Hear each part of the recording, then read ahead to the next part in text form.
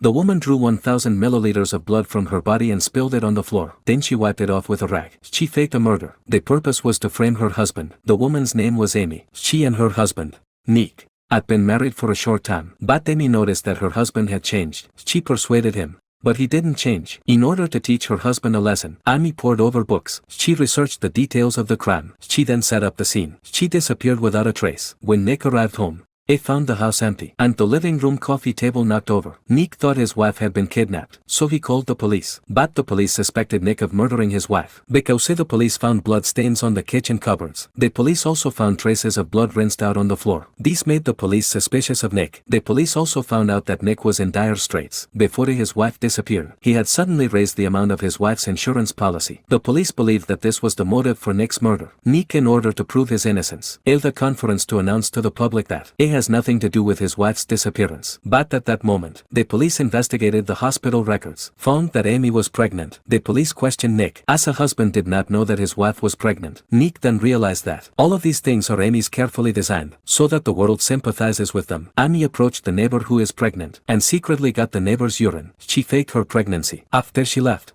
Amy rented a house. She disguised herself as a woman who ran away from a domestic violence victim. It was all part of her plan. On TV, she saw Nick being interviewed by a reporter. This time, in front of the camera, Nick admitted to his mistake. He asked for her forgiveness. He then made a heartfelt confession to her. Amy was very touched. She thought that Nick had become the perfect husband for her. It was time to go back to the house. The next day, Amy came back, but Amy actually told the police that she disappeared because her ex-boyfriend kidnapped her. The police soon found out that Amy did have signs of abuse on her body, and that was the end of the case. That was Amy's master plan. He came back to Nick. They became a loving couple in front of the public. But when he came back to his home, Nick knew that his beautiful wife was a horrible murderer, but he didn't dare to leave her, and if he did, it would be abused by the public. The two would continue to live happily ever after, but underneath that happiness, there would be endless suspicion. Maybe that's what marriage is all about.